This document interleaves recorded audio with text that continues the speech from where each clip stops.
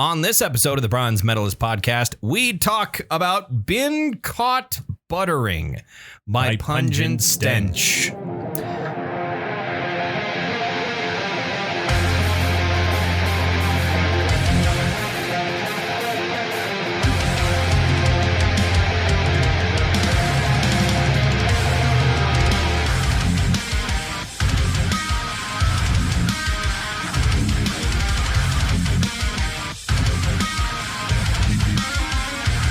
Hi, everyone. Welcome to another episode of the Bronze Medalist podcast. I'm Kale. I'm OJ. We're two professional broadcasters. We like metal. We like to talk about it. And today we're continuing Death Metal December with a probably slept on.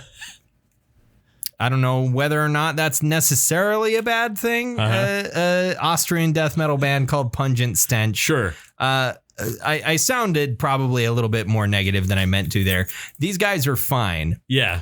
There's nothing. They're not quite my kind of death metal, but they're a bunch of weirdos. I think is the vibe that I get. They're a three-piece. Yes, Yeah. A three-piece from Austria. This is their third album. This is album number 3 from when did this come out? 91? Was it 91? That sounds right. Yeah. 1991. So this is early 90s death metal. It was kind of the Wild West when it comes to death metal in the early 90s. Yeah. People were still figuring out what the genre was. 91 was a great year for death metal. That is true. A lot of different albums came out. I think Spiritual Healing that year. We got was it Slowly We Rot, or no, what was it? Cause of Death. Yeah. Obituary's second album. I want to say Effigy of the Forgotten came out in 91, or that might be 93 when that Suffocation album came out. I can't remember. But, and it's around this time you have Monstrosity and Cannibal Corpse and other bands getting started, essentially. But Pungent Stench, Been Caught Buttering. Is that like a reference to sodomy there? Buttering as in like butt stuff? Is that what that is? I'm not exactly sure. What the fuck does Been Caught Buttering mean? In the photo on the back, it's a typical death metal band photo, but he's holding a butter knife, and you're not sure. There's no toast or any butter present, but what the fuck does that mean? I don't know. I did read that the album art is theoretically a reference to. There's a picture of Leonid Brezhnev and Brezhnev. It's Erich Honecker and some Soviet guy kissing at like a communist convention, essentially. But their album cover is what looks like a head split in half. They are two. It is. Yes, a head that's been split in half and then posed to look like the two halves are kissing each other. Yes. There's an American photographer who has done a whole bunch of different macabre photographs with real corpses. Right. I assume because this man is not, in jail, that these were donated corpses. Right. Yeah. For the purpose of artistic stuff, rather than this photographer took a shovel. Is a grave robber who then poses and photographs corpses. But I can't remember the name of that photographer, but supposedly some people think that the album art is in reference to that picture, and them being Austrian, that probably would have been on their mind. Not that, I guess Austria was pretty close to the Iron Curtain, but not behind it. I feel, judging by their lyrics and their subject matter, that I don't think that they're too political. No, they're not political. Not political, but they're not. They're certainly not. This is classic, like, gross, offensive death metal. Yes, there's nothing. There's nothing heady or intellectual going on here at all. It's just fun and gross. This is just fun, gross, and maybe tongue in cheek. Hopefully, tongue in cheek sort of death metal. You would hope, like, tongue in cheek in the same way you hope Cannibal Corpse lyrics are tongue in cheek. Well, you don't think that. Here's a great thing we want to do. Corpse Grinder is not actually committing a meat hook sodomy. He is not. He's not. Nobody's getting fucked with a knife. You know exactly. Exactly. Or Why can't I remember his name? Cannibal Corpse's original vocalist. Yeah. Chris Barnes. Chris Barnes. Chris Barnes is not actually killing anybody with a hammer. No, not right now. He's not. Yeah, he might be. Yeah. He might have done it at some point. Who knows? Chris Barnes is an asshole. If there's one thing I know, it's that Chris Barnes is a dickhead. Right. That seems to be the general consensus. Yeah, how was work today? I wasn't there.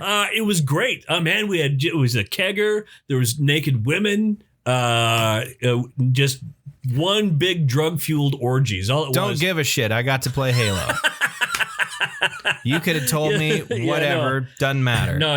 It was a regular day at work. Yeah. It was Halo Infinite came out, and I had a bunch of time off. Sure. And I took some to play a video game. I haven't taken a single vacation day this year. Why? I don't know. You need a mental health day every once in a while. Yeah. You just gotta. I might take one the last week of the year. Yeah. Maybe one or two. Just take some time off and just chill. Just treat yourself, in the words of the lady from Parks and Rec. I don't remember. Retta. Yeah. Yes. Treat yourself.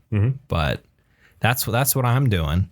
I made the gamer's choice this morning. I went and got groceries and I picked up I wanted to play Halo like it was 2010. Sure. So I grabbed Monster Import. Like you were 14. Like I was 14 years old. And Halo Reach was about to come out and I was ready to go. And so I grabbed my drink of choice in Monster 2010. Import. Yeah, import, because they have they have a resealable the cap top. Yeah, it's not a cap, it's like a twist thing. Right, it's metal. No, that's the big cans. Oh. Those have a twist off metal cap. The imports have a plastic spin thing. I've seen that. I've seen that at my house. I don't know what to call those. I have a teenager that actually made sculptures out of Monster cans. Oh gosh. But it tasted exactly as I remember it. It's horrible tasting. as you remembered. Yeah, I mean, I drank the whole thing, but Monster is definitely no longer my favorite energy drink. I think it's one of those things where it's just I've had too much of this in my life. You've burned it out of yourself, and I cannot consume any more of this. Your new energy drink, Kale, today is bourbon. So I mean, yeah. that's my energy drink is bourbon. Yeah. You're gonna get ready to go. Just do a few shots of bourbon. And I mean, my energy drink for our D&D game is bourbon and coffee. Sure. I just put 4 ounces of bourbon into 4 cups of coffee, and that's an ounce per cup is how I roll. And that gets me through D&D sessions. Yeah, last week for me it was what the hell was I drinking? Was it? I know it was apple whiskey, and I put 2 shots of it in some sort of a soda drink that I bought. I don't know, and it was great. Yeah, it's tasty. But, yeah, I need that because I need the energy, but I also need to loosen up a little bit. Sure, I need both. Caffeine and alcohol is generally a bad combo if you're overdoing it, generally speaking, like, Four Loko, obviously. Yeah. God, have you ever had a Four Loko? Oh yeah. Did you have like the classic ones that got banned? I might have, yeah. Because I've only had the newer ones. The ones that are 14% alcohol, but no caffeine. Those suck. They give me a massive headache. Do they really? I don't know what it is. One night I was just like, let's try this, and I got a can of Four Loko. I might have gotten 2 cans of Four Loko. I can't remember, but I drank it and it was like, Jesus. Like an hour later, I was like, motherfucker, I got to go to bed. Yeah. God, just such a headache. Wine does that to me. Wine will give me a stomach ache and a headache. Yeah. Why? I think it depends on the wine for me. I don't really drink wine very much, so I don't know if there's really one that doesn't do it for me. Like Strawberry Hill. Hill. That'll give me a headache and a stomach ache. I think it seems to be like the drier it is, the more likely I will get a headache from it. But Mad Dog will give me.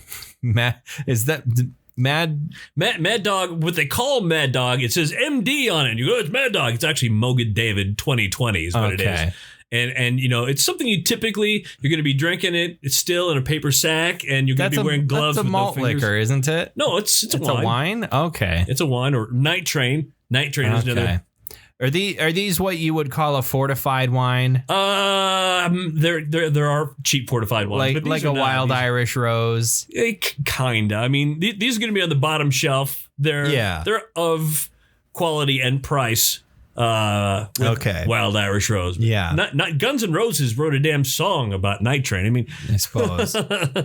Yes, because everybody knows that Guns N' Roses have the epitome of taste. Yeah. When it comes to alcohol and the finer things in life. You know they are drinking the finer things. Yeah. Well, now they are because they're all insanely rich. But well, they were by the time 1987 was over. That's true. They were already quite rich. Sure. But yeah, I don't know where with Booze. Who knows where it's Mr. Booze. It's Mr. Booze. You're a mean one, Mr. Booze.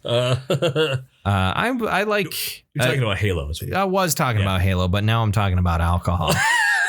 For me, if it's like if I'm going to drink a what would the term be? An adult beverage? Well, it's like, so the class of, I mean, I guess wine is really, it's just an entire class of alcohol, but like, that class of alcohol that's between a beer and a spirit, where you've got wine and you've got mead and you've got all these things that have higher alcohol content, but are not distilled. Right. I don't know. I can't remember what you would. If there's a name for that whole group, whether it's wine or mead or what have you, but I just wish there's an umbrella term. In any case, if I'm drinking something in that class, it's going to be mead, right? Generally speaking, instead of wine. Bottle of Wild Man or something. Yeah, wine is not my go-to for that class of drink, and I don't really consume it very often. Right. For me, it's usually just beer or whiskey. That's how I roll. I want my brown liquids. Occasionally, I'll grab a bottle of gin. Sure. But I like a good gin. Gin and tonic. That was one of the first drinks I learned. My dad taught me how to make a gin and tonic. I mean, it's pretty easy, isn't it? You get some tonic, you put some gin in it. Well, no, you got to put the gin in first. Oh, yeah. And Dad said, do this. I did this. That's how much fucking gin you put in there. 3 fingers of gin. Three fingers of gin. How big was the glass? The regular size glass. Okay. Like a 12-ounce drinking glass? Yeah, 10 to 12. Not like, so it wasn't like an old-fashioned whiskey glass or something. Yeah, maybe 10. 8 to 10 ounce. But yeah, but this much, and then I want you to put 3 ice cubes in it and then fill the rest of the way with tonic. Not a lot of room for tonic there. Tonic's just for the flavor. That's true. It'd be interesting to try like the original gin and tonic because where you get tonic water with lots of quinine in it. Sure, you still get quinine. It still has quinine. It's significantly reduced, though, sure. Because the whole point of the gin and tonic was to mask the flavor of the quinine, essentially. And the quinine was there to ward off malaria. Yeah, and now that is no longer a necessary component unless you're in Africa. Drink, the most people who make that have significantly reduced the amount of quinine in it because it doesn't taste good. Right. Because that's the whole reason the drink was invented is because British soldiers were in India going, God, this sucks. I'm going to die from mosquitoes. And the only thing that prevents it is this thing that tastes awful. Well, here, we made vodka, but we flavored it with juniper berries. And a whole bunch of other shit. Here you go. It's gin. I feel that was just like, I mean, it's a good way of preserving drinkable liquid, but like that was just the British military's solution to everything, which is just put a bit of booze in it. I think that's the British population solution. Just put a bit of booze in it. Yes, indeed. It'll be all right. I mean, if you go to Germany and you go to brunch somewhere, the kids are walking around with a beer. But I mean, it's like table beer. It's small beer. It's 1% alcohol. Yeah. I mean, but yeah. Now, I mean, that's most of history in Europe. That's what everyone would drink. Right. You would drink something that had a little bit of alcohol in it because that made it clean. Yeah, it made it less poisonous. Yeah. Well, like it's like how do we preserve all of this water for our long voyages at sea? Put some rum in it. Right. And thus grog was invented. Mm-hmm. Yeah, grog is just rum. It's 1 part rum and 7 part water. Typically with some fruit juices mixed in. Typically with lemon or lime juice mixed in. Right, yep. Some citrus mixed in for the anti-scurvy properties. Because you don't want the sailors to vitamin C. You don't want them to be drunk, but yes. Well, and that's, I mean, people taught, the drunk is a sailor. That was, rarely where it's like, okay, you can actually drink the real booze now, whereas most grog is extremely low alcohol content. Right. It was just there for the preservative. I think officers were allowed a bit more alcohol, which feels like it should be the opposite because you would think the people in charge are really the ones that shouldn't be drunk. They need the clear head. Classic, classism. We don't, the poors can't be getting drunk, but us here in the, of course we can. In the captain's deck, up here in the poop deck. We used to have a liquor store here in town called the Grog Shop. The Grog Shop. Yeah, it was. There's an apartment complex there now. Was there 8-foot tall bearded Goliath that ran it? It's a Critical Role reference. There was not. Hello. I run this shop here. Yeah.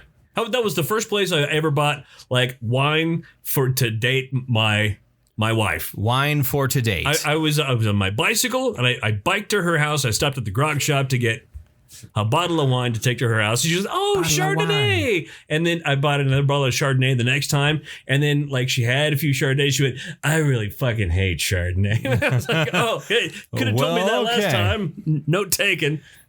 Get something different. Yeah, I don't know fuck all about wine. And the funny thing is the grog. I remember in the 1980s. I don't know why I remember shit like this, but I was watching Late Night with David Letterman. I was a big fan of Letterman, and he opened up a phone book and he's going to make a random prank call to somewhere in the United States. He called the fucking Grog Shop in Minot, North Dakota. Yeah. What the fuck? And had a long conversation with the person who answered the phone. Did the person who answered the phone know it was David Letterman? No. Oh my God.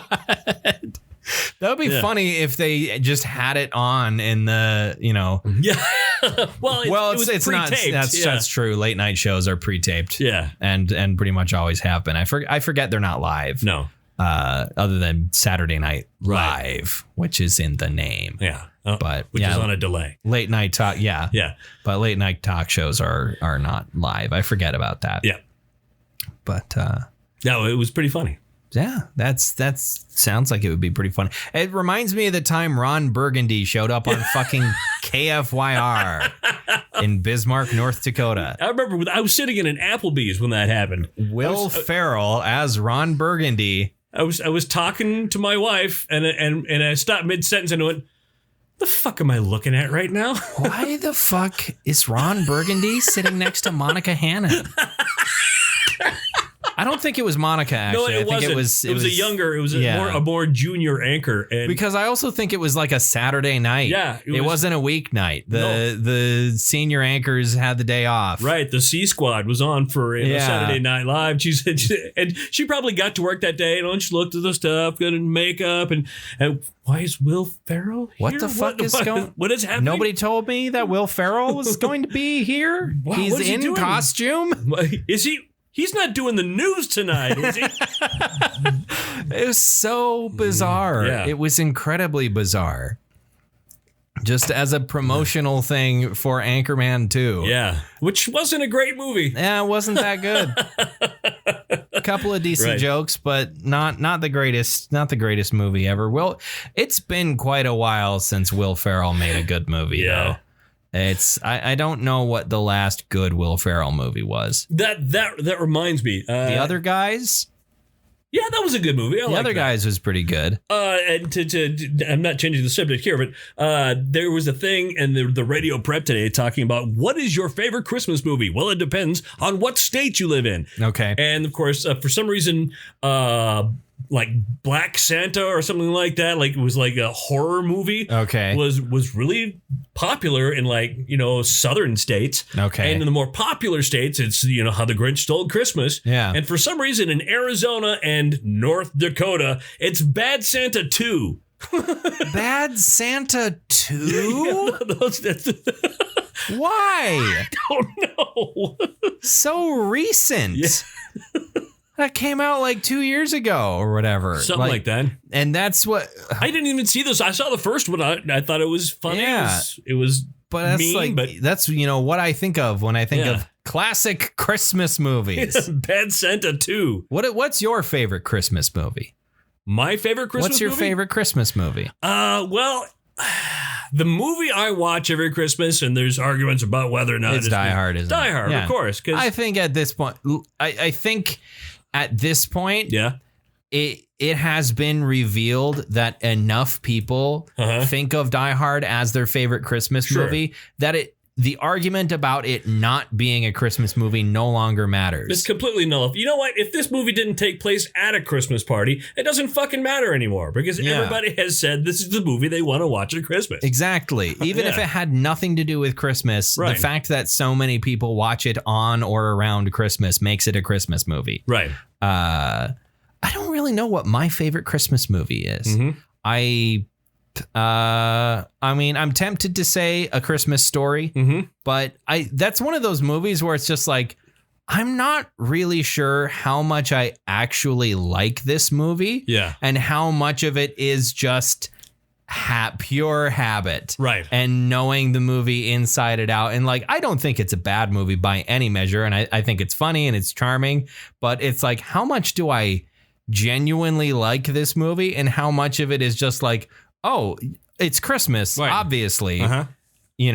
Christmas Eve, we're going to watch A Christmas Story. Sure. At least once. That's how it has to be. It's Christmas Eve. It's like tradition. Right. Like how if somebody any other time of the year handed you a bowl full of wet bread, you go, what the fuck is this? Yeah. Get this away from me. But on Thanksgiving. Stuffing. Please, I'll have more. Yes. But yeah, I don't really know what my actual favorite Christmas movie is. Yeah. I enjoy It's a Wonderful Life. Sure. I enjoy It's a Wonderful Life. Like Home Alone? I like Home Alone. Yeah. I think Home Alone's definitely up there. For sure. I'd be tempted to say Home Alone, but it's one of those things where it's like I haven't actually watched Home Alone on Christmas very many times or like around Christmas very many times because it's usually, if I'm watching any Christmas movie, it's because it's on cable or satellite or whatever, and neither of those things I have. Right. And, I don't spend a ton of time at my parents' house anymore. You filthy animal. You filthy. But yeah, it's like, so I don't seek out Christmas movies to watch them. Sure. Generally speaking, they just happen to be on when it is Christmas and I'm at my parents' place. I'm glad that these aren't exploding because when we're drinking Shiner Oktoberfest. Right. And yesterday when I opened up the first two cans, they were like insanely fizzy. They were grenades. It was so bizarre. I don't know why. They'd been sitting in the fridge for like an hour. They should have settled down by now. I hadn't shaken them up. I don't know what the deal was. But I used to know a waiter who would do that. Shake people's beer? Yeah, well, because we had a lot of customers at the bar I worked at who were not good people ever. Okay. So his name is Joe. I won't say his last name. Yeah. But normally they open Joey Bag of Donuts. Joey Bag of Donuts. And they usually open a beer before they bring it to you. Yeah. And suspiciously, the people, who were the assholes, were shitheads. The shitheads, they would get closed beer. Closed beers. Weird. It's crazy. Yeah. Have you ever seen that clip of this guy's got a beer and his girlfriend or wife or whatever taps the top of his beer bottle with hers, and he immediately puts his thumb on it and sprays it at her. just like instant karma and no hesitation whatsoever. He was prepared for this, which suggests that she's done that shit before. He knows who he's dating. Yeah. Like, she didn't seem particularly angry about it. And he just had a massive smile on his face the whole time. So it's just like, I'm happy for these people. They seem like they've got a good thing going. But I used to love when we go down to the dam and, hey, there's a blackbird over there. See who can hit it. And you'd set your beer down, and then your friends would turn around and shoot your beer. Aww. Yeah. Like, what the fuck? It's a waste of beer. Yeah. But, Whatever. It's funny. I'll just go back to the pickup. You're not supposed to shoot blackbirds, though. No, I know. Which is bullshit. Blackbirds suck. Yeah, they're terrible. Who, I don't care if they're migratory. What are... There's only one reason... What are we hurting? I think there's one reason I want ravens on my property, which I like calling them ravens. Ravens, yeah. Because squirrels are worse. It's true. You try to plant any shit, the squirrels will destroy it. That is true. I had the luxury of growing up in the country. Yeah. Where, if you see a squirrel, you can just fucking shoot it. Right. Can't really do that in the city. Yeah. They frown on you discharging a firearm in town. That's true. Yeah. Can you use one of those little crossbows? Maybe I should go get myself a daisy. Just a BB gun, an air rifle or something, or a really high-powered BB gun, something like that. The only problem with those is what? You shoot your eye out. Yeah, that's true. Yeah, shoot your eye out. Pungent Stench. Pungent Stench. Yeah, it's that time of night. We will talk about Pungent Stench. Right. The album has been caught buttering from 1991. And what's your deal with Pungent Stench? Where did Pungent Stench enter your life other than roughly around puberty? Oh, believe me, I was way stinkier as a young child. You were stinky as a little boy? I was a stinky little boy, and I was proud of it. Okay. I'm probably was a stinkier teenager as possible. This is one of those things. Back in my day. We had no internet or nothing like that. We had Austrian death metal bands, and we liked it. We there were two record stores in the mall, and that was the first place we'd always hit. Like every week, we go to Musicland and Disc Jockey. Those are the two places we'd have, and you go through all the CDs. Look fucking everything. I mean, that's what I do when I go to the record store. Well, sure, but we did this every week. Yeah. Because we had no other way to hear music. And we had you could get paper magazines and read those paper. What's coming up? So you go through all the CDs. And by the way, Al Gore's wife really helped us out a lot. Well, yeah. You see that little the parental advisory sticker on it. And this is good. This has got to be good. This has got to be some good shit. I didn't need that for Pungent Stench. Yeah. One can imagine. I was going through and I pulled this out and I'm like, what the fuck is this? I tried breathing in a little bit of beer. Yeah, don't do that. Breathing in beer could be a Pungent Stench. Sure. Song name. Yeah, but I looked at the song titles. Says there's no way I'm leaving here today without this in my hands. Song titles like, give me a second to pull it up here. Shrunken Mummified Bitch. Yeah, Shrunken Mummified Bitch. Which is a banger. Great song. Happy Rebirthday. Games of Humiliation. Great song. Smash.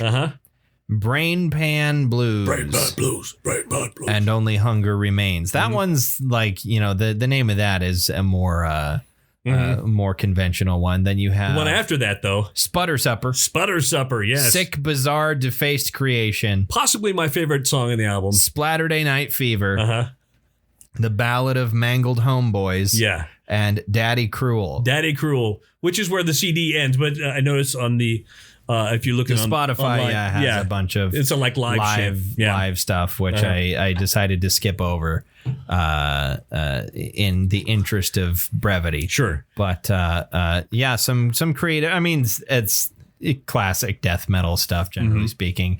Kind of funny, sort of tongue-in-cheek kind of humor, and there's to it. Kind of great music on this. I think it's not bad. The riffs are fantastic. There's good riffs. There's solid work. The production's a bit so-so, but it's 1991. Sure. They're a death metal band.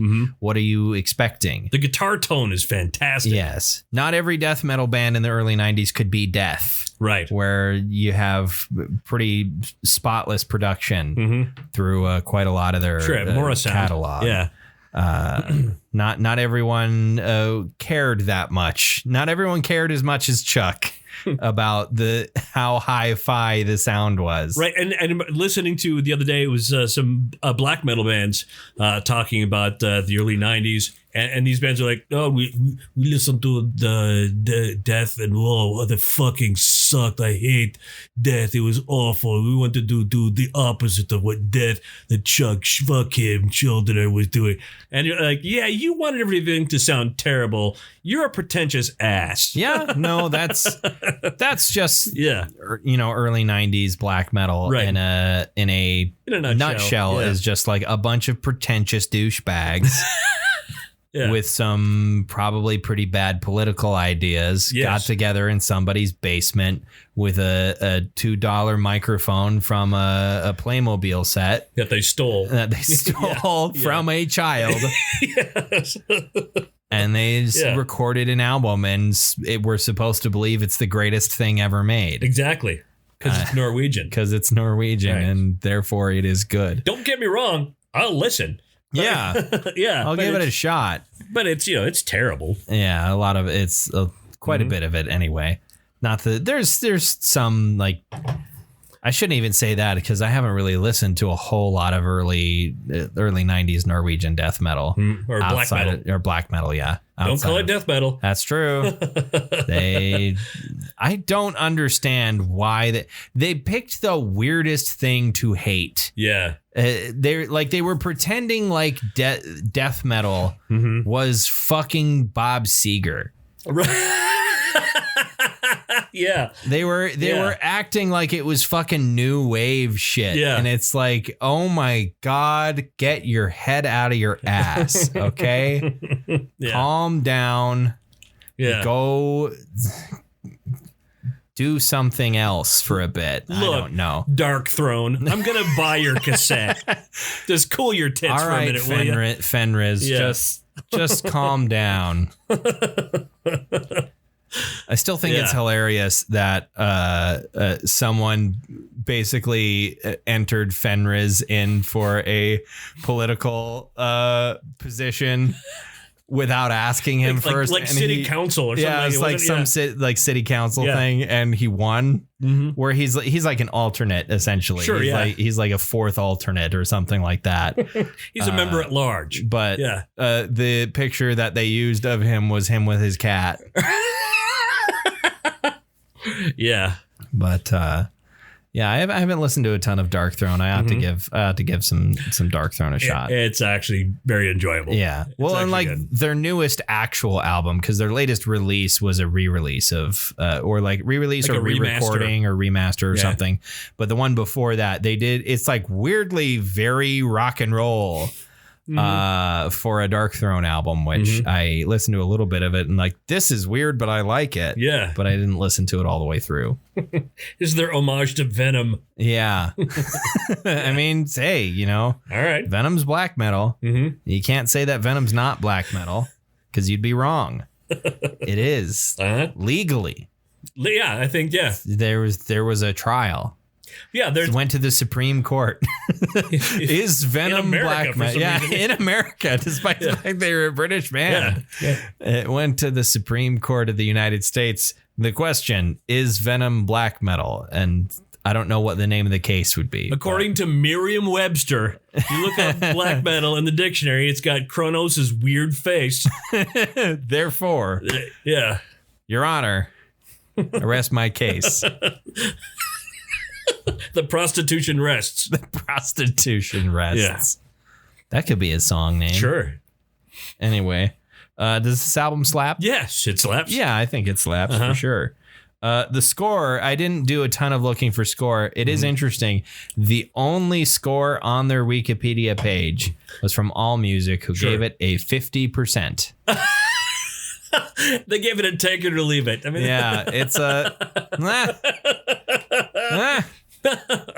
I don't know what I have no idea what anybody else thinks of this album other than you like it. Obviously. I like it. Yeah. Like, I don't know what anyone else at large thinks of this album or the band, generally speaking. I don't know if Pungent Stench is a particularly beloved band of the same caliber as some other, death metal bands from this era, or if Pungent Stench is one of those bands that death metal fans that your age would go like, oh, have you heard of Pungent Stench? And a lot of people my age would go, no.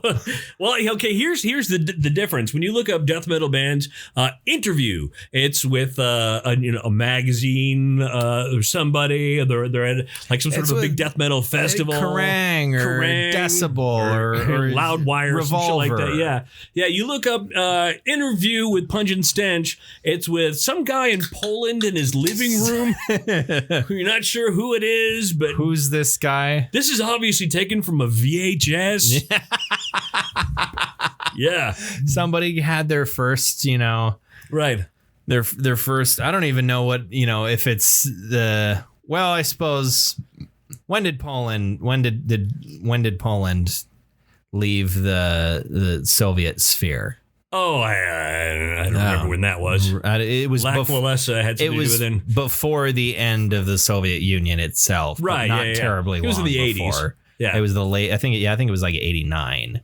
Yeah. The Solidarity movement is what it was called in Poland. But yeah, but in the interview, like the interviewer's mom shows up with Doritos. With Doritos. Yeah. Wow. Wow. Oh wow. Wow. Oh, wow, Pungent Stench. Turns out Owen Wilson's a big fan of Pungent Stench. That would be crazy to find out that Owen Wilson's a death metal fan. Just like, yeah, I just love death metal. Mm-hmm. It was like, I mean, Jim Carrey, I don't know if he still is really a death metal fan, but early or mid 90s or whatever. Ace Ventura. Yeah. Cannibal Corpse appears in Ace Ventura. He gets on stage with Cannibal Corpse. It was at his request that Cannibal Corpse be in the movie. But it wasn't Corpse Grinder on the stage. It was that was Chris Barnes. It was Chris Barnes at that point. Yeah. It was by his request. Apparently he was a big Napalm Death fan as well. There's a video of him on some, I think it was a British talk show, and he talked about Napalm Death, and he did an impression of, I think it would have been Barney Greenway at that point, and it was actually pretty good. It was like, yeah, no, it's Jim Carrey. I mean, nobody should be surprised that Jim Carrey can make some gross noises. Sure. But it's like, yeah, Jim Carrey could possibly be a death metal vocalist if he wanted to. Who was the interim singer from Cathedral? What was his name? Why am I forgetting his name? I remember seeing them, Napalm Death. Obviously, they had to have come in, set up the speakers, set up the instruments, do a sound check. There was microphones, it was chords. Yes. And they said, Napalm Death is going to play a song now. Let's go Napalm Death. And they did You Suffer. They did that. That was the only song? That was the only song. And then they were done. And is that it? Is that it? Was the show being put on by... It was a BBC show. Oh, was it this? I think I know exactly what you're talking about. Yeah. Yes, I've seen that before. But it was like they were explaining like what they do. Yeah. I've seen this video. It's actually really cool. Yeah. Because they performed You Suffer. And then I think they actually do. It's not in that clip that's got the most views on YouTube, but I think later on in that show they did some more songs. Sure. But Dorian Lee. No, is it Lee Dorian? I think Lee it was Dorian was the name of the song, or name of the singer. The songer. He's a songer. But the voice that you were doing there sounded like Michael Caine a little bit. Michael Caine. Modern Michael Caine. Modern Michael Caine. Now, ladies and gentlemen, That's not Michael Caine at all. It's not. I feel like when I'm not talking into a microphone, I can do a decent. Sure. If I take my headphones off. I'm Michael Caine. No, it's not wrong. It's not wrong. It's not doing it. I don't know. I can't do it. So you sound like Michael Caine eating too many caramels. That's how you sound like. I'm Michael Caine. I got some candy in my mouth right now. Can't talk. Master Wayne, I've got some candy. I'll talk with you in a second, Master Wayne. But yeah, I I don't know.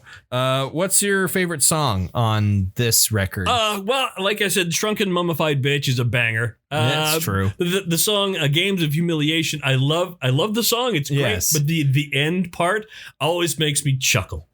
That's why I listed as my favorite. Games of Humiliation. I put it down just because I got to that part and I was like, well, this is different. Yeah. Why is this here?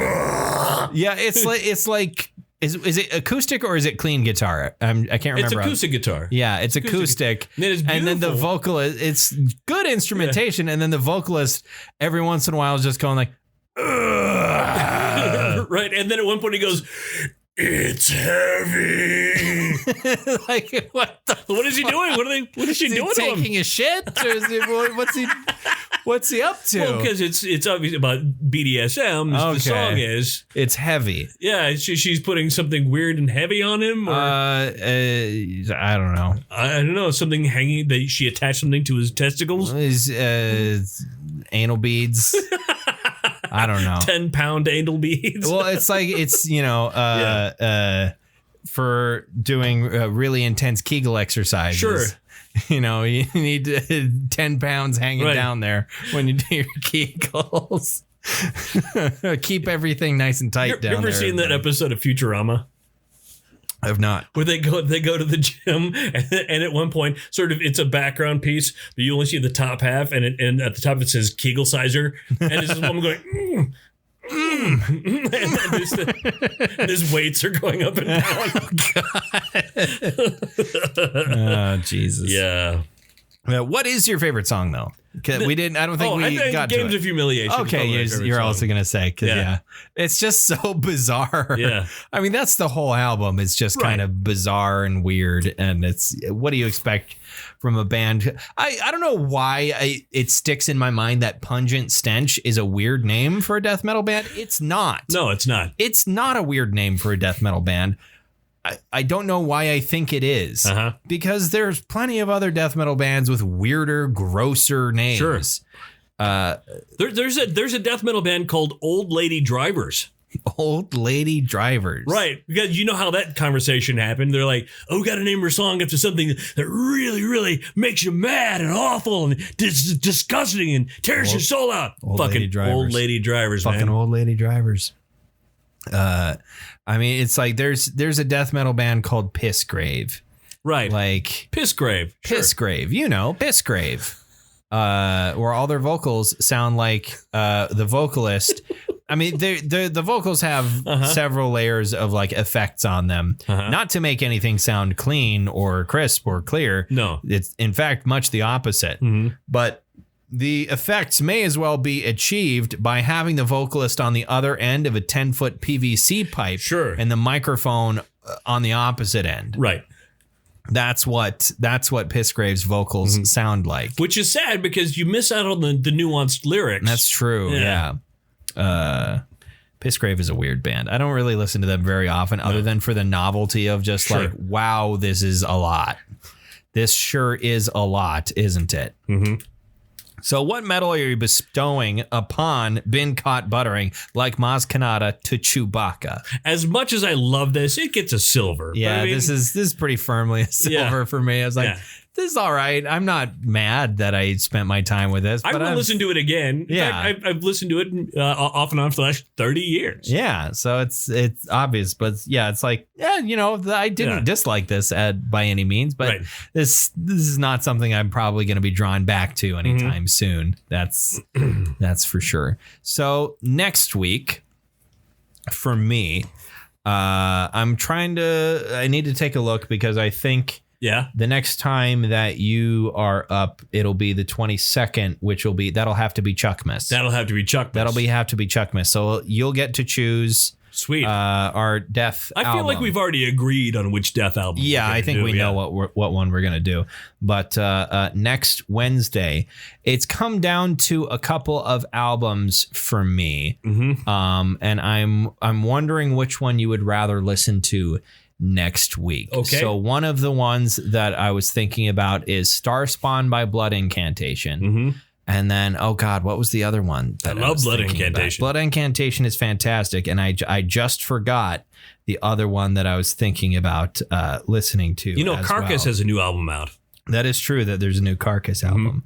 I cannot remember what the other one I was thinking of was. Oh, the other one I was thinking of was Deserted by Gatecreeper. Oh, really? Gatecreeper? All right. I've gotten into Gatecreeper. Because I remember at one point you were like, they're too meat and potatoes for me. Emptiness opened up an unexpected reality. Yeah. Which contains the song Emptiness. Sure. Sort of opened me up to more Gatecreeper, and I enjoyed it. Right. So what do you think next week? Do you think weird space death metal, or do you think, Chainsaw HM2 Arizona death metal? Oh God, I don't know. I like both of those. That's true.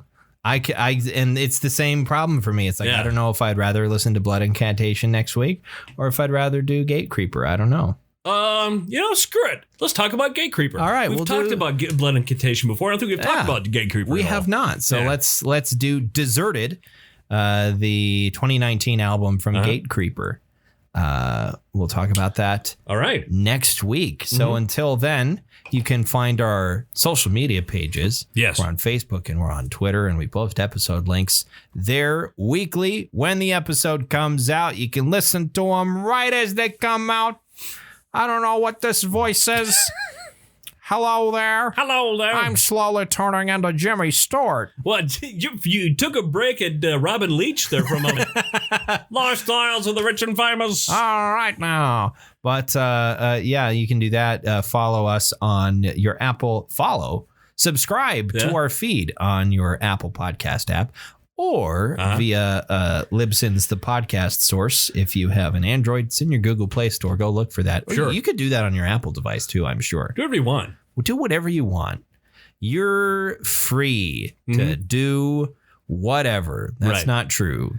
There are laws. There are laws. Probably. But you can still break those laws if you want. We don't recommend that you do that. I mean, there's always consequences to what you do. Well, there's not always consequences.